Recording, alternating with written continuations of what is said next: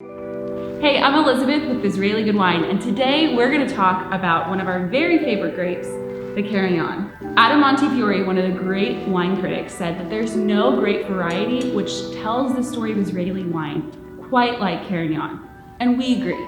But before we get into the details of Carignan, I want to give you the 411 on how wine is actually made.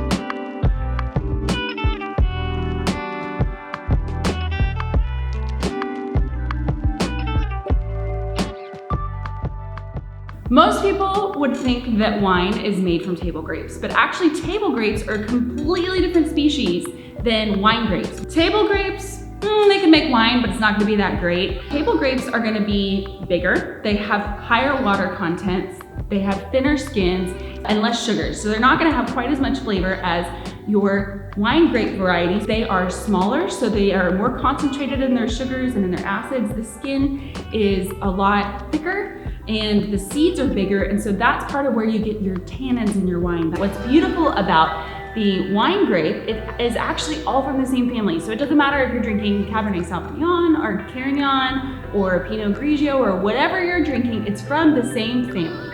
It's all from the Vitis vinifera family, which is a European variety or European family. And fun fact, actually wine grapes, the Vitis vinifera family started in the Middle East, made its way to Europe and then to the rest of the world, and has now come home to Israel and the Middle East. But that's a story for a different day.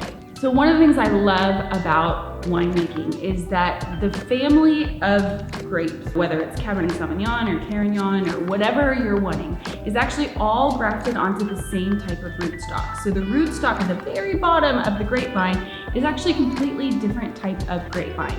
And that's to help bring stability, to help so that you can control what kind of nutrients you give the grapevine.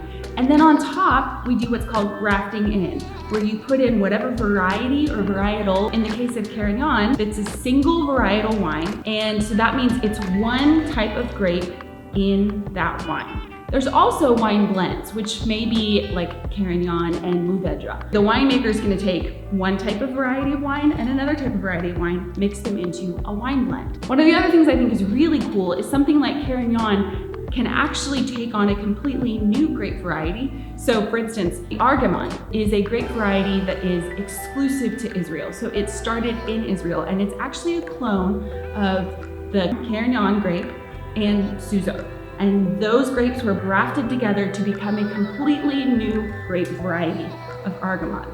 So there's a couple different things that are gonna determine how a wine is going to express itself. In addition to the skill of the winemaker, the two main things are what varietal of grape or what varieties of grape are in the either single varietal bottle or in the blend.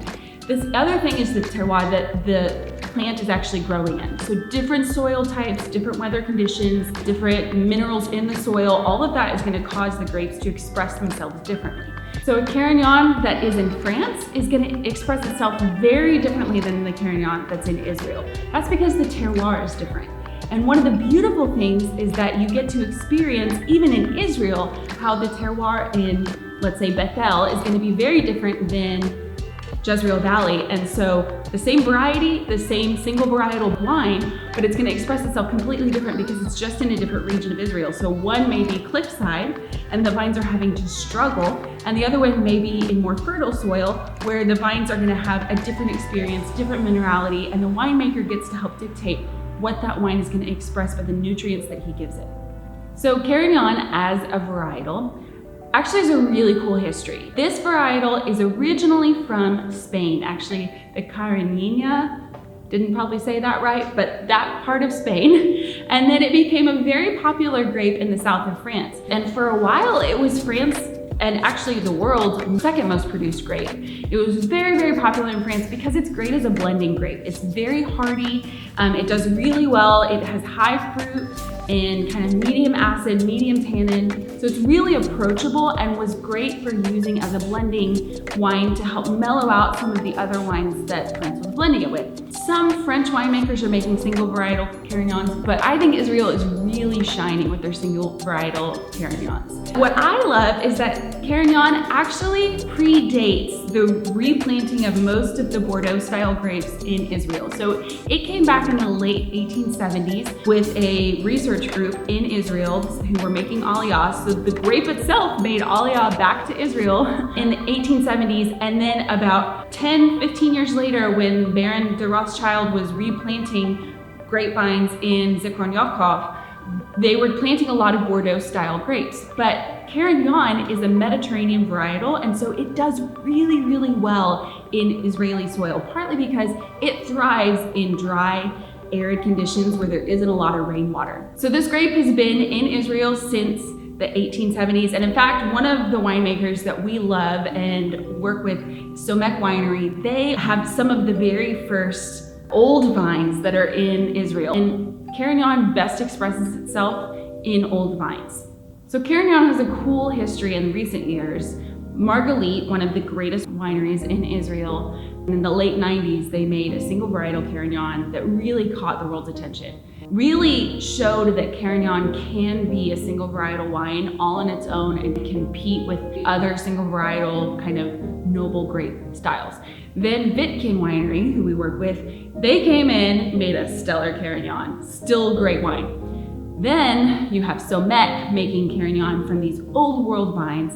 But two of our favorite wineries who we think their Carignan is absolutely spectacular is Beit El, who has their Cliffview Carignan, which is made from trellises that are built into the wall in one of the most famous valleys in Israel. And they have an absolutely beautiful Carignan that's balanced, it's fruit forward, but it's so pleasant to drink. And then we also have Jezreel Valley Carignan, which I think is absolutely a great, great representation of the land of Israel. The winery was founded in 2012 by Jacob Nir-David and Yehuda Nahar.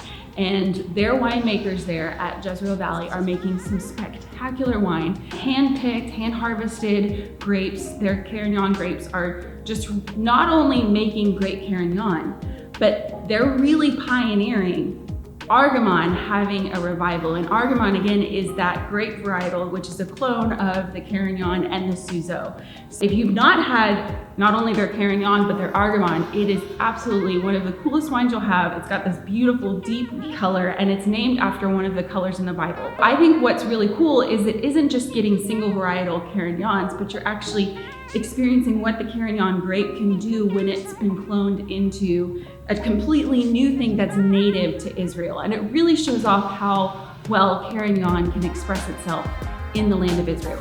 So I've got here the Jezreel Valley Carignan, and I want to talk to you a little bit about how Carignan expresses itself. So this is the handy dandy tasting card, so I don't have to do all the guessing, but in general, Carignan's gonna have a good, beautiful, kind of ruby red color, fruit forward.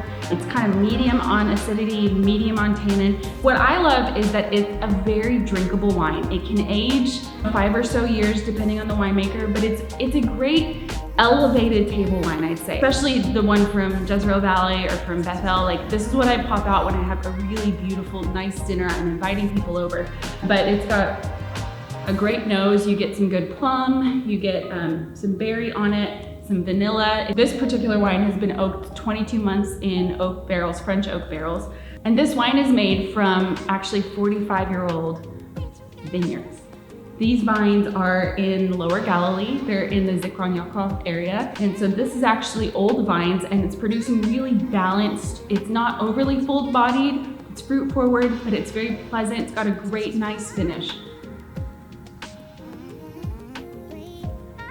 This would be something I would pair with like duck.